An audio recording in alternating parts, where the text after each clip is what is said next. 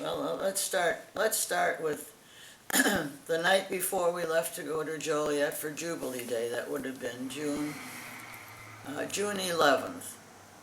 Sister Margaret Hoffman came to pick us up to take us to Joliet, and she said, and by the way, Sister Deasy, our president, called and said that we are to return to Joliet by July. We looked at each other and we said, it's already the middle of June. There's no way we can be ready in July. And she said, well, I guess we'll have to talk about that. So, what did you think that night? Well, I had said something to Sister Margaret before. I said, I think it's time. Did you tell her that? I did. Oh, I didn't know that. I'm not walking too well, and I want to walk out. I don't want to be carried out. But I thought, maybe finish the year. I never dreamt they would give us 2 months. And so when we got to Joliet, we did talk to Sister Dolores. Yeah. Well, I said, well, why are you doing this? And she reminded me that I had fallen several times. I said, but I didn't break anything. All I did was get some bruises. And she said, I would never forgive myself if we didn't do something and you did fall and got serious damage. I said, well, I don't think we can do it by July. I said, we are concerned about your health and safety. Well, that didn't make it any easier. And I said, well, we certainly can't be ready in July. And she said, well, when do you want to come? And Paula piped up, Thanksgiving? And she said, I don't think so. She said, we'll give you to Labor Day. And I said, well, that doesn't give us much time. And she said, well, that's the best I can do. So we're racing for the deadline. They have already told us that the moving van will come from Joliet and be here. They'll come in on the 3rd of September. They will be here at the convent between 7 and 8 the morning of the 4th. And then the next day, and they'll pack us up and get us to Joliet. We have to be ready and packed to go by then. And then the next day, Sister Margaret will come and drive our car into Joliet, and where we'll leave it, of course. It's a company car, as Paula says, so we have to drop it off there. We won't have a car for our own use, but we'll have the use of the cars at Our Lady of Angels if we need a car. And if I can get my driver's license renewed. My driver's license from Ohio expires on Labor Day, which just happens to be my birthday this year. So the next day I will go out to the Illinois place and try to get another. I got my first driver's license in Joliet when I was 16. Those days you could get it at 16. So anyway, we're in the midst of packing, and it's not easy. Sister Margaret came up last week for 5 days to help us declutter. But if you could see this room, you'd realize that it doesn't look like we've made much progress, but we have. And we have put everything that's packed so far into into a room that will be empty when they take it all out of there. What do you think? You want to add something to that? Well, I'm decluttering and finding all kinds of treasures that I forgotten I had.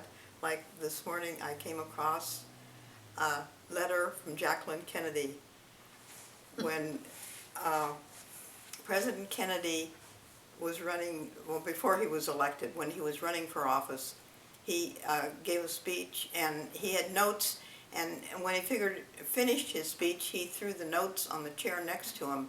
I thought, oh my gosh, I hope they don't throw those out. So I wrote a letter to Jackie, and I got an answer. And she told me that those notes did go in the archives, and she thanked me and signed it. So I'm trying to find out if that autograph is authentic. We've been very, Paula keeps the count, Sister Paula keeps the calendar, but I can't read her writing, so I have to ask her to translate.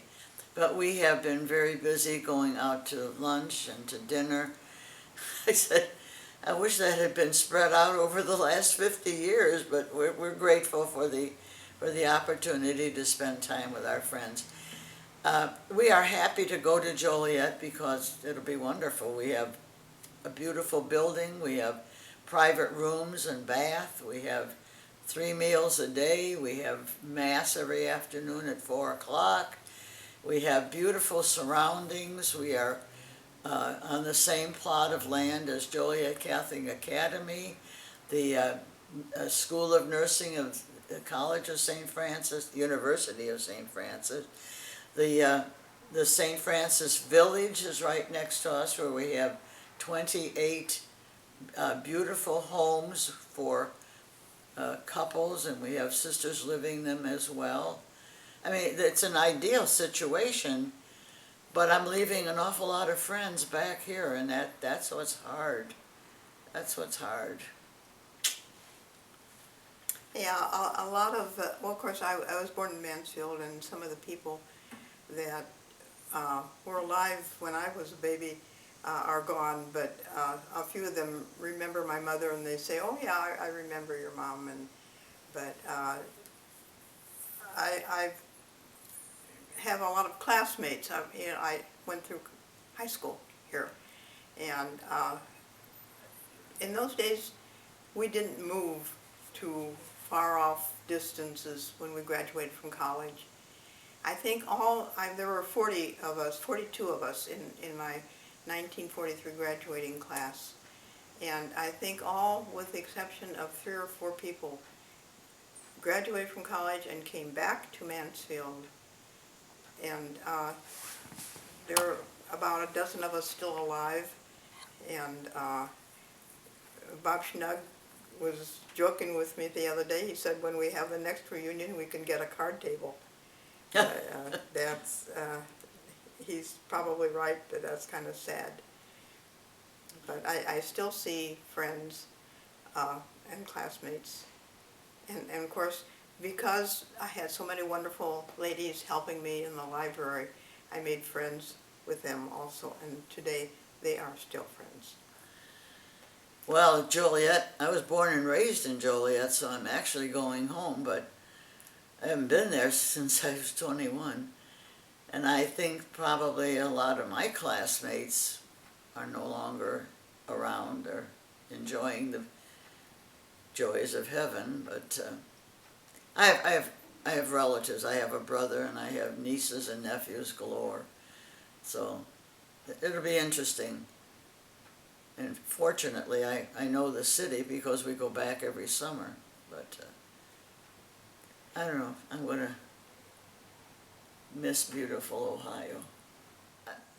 Mansfield has been good to me. I feel very blessed to have spent 61 years here in Mansfield. You can't find nicer people than the people of St. Peter's. We had some ornery kids, but even they turned out well as they reached maturity. So I will forever be grateful for my years here. I too am very grateful.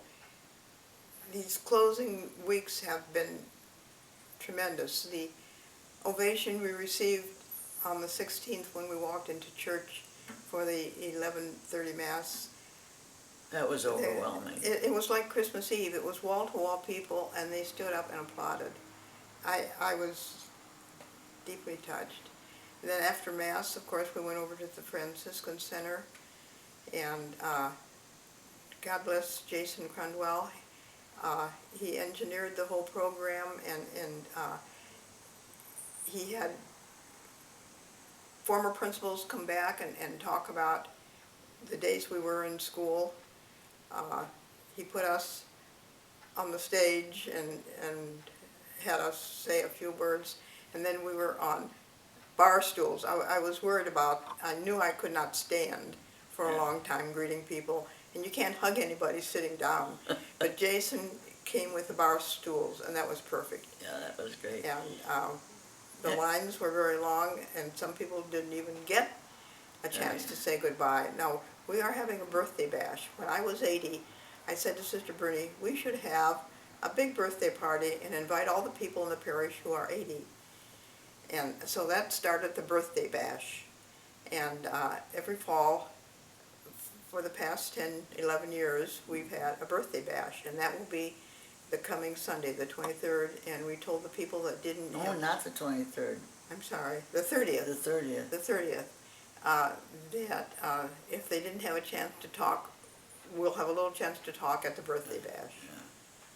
Well, after the first year of the birthday bash, Father Tony said, "You have to be 80 to come to this party?" And we said, "Yes." He said, "Well, why don't you make it 70? And I said, "Well, we don't want all those young people there." And so we said, "Well, we'll compromise at 75. So after that, the birthday bash is for 75 and older. And after the, I believe it was after the second one of the ladies came and said, "Do we have to wait a whole year for another party?" And I said, "Well, we could have one in the spring, call it the Spring Fling." And I said, "Check with Father Tony." She said, "He said to check with you." And I said, "Oh, okay, then we'll have it. We'll do a Spring Fling after Easter." So we do. So we have the two parties a year for the older, more mature crowd. So, and they have a good time. So this will be, well, and we will continue. We're trying to get a committee together that will take care of having the birthday bash and the Spring Fling every year. But we have to get a few younger people, because the ones that have been helping us for 10 years are getting up to where they can come to the party. So we're looking for a few younger people that would be willing to do it. So we'll see what happens. It's been a lot of fun. We have enjoyed it immensely. Anything? We put pictures out. Now, Sister Bernie was the photographer. She taught photography, and she has boxes and boxes of pictures, and Sunday she's going to put them all out, the pictures on the table in the atrium, and tell the people to help themselves. Mostly the pictures I took pictures every year of the birthday bash and the Spring Fling. So I have a lot of pictures of people who are no longer with us, but there are plenty of pictures.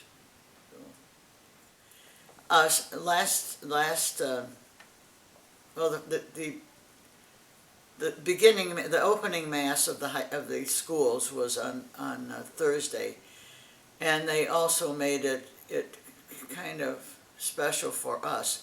Father Height he's been so thoughtful and considerate and so kind with the. I mean, he wanted it. He said, he said, it makes that one lady made it sound like that you were being sent. He said, that's the farthest thing from the truth. He said, I'm as sad as anybody that you sisters are leaving.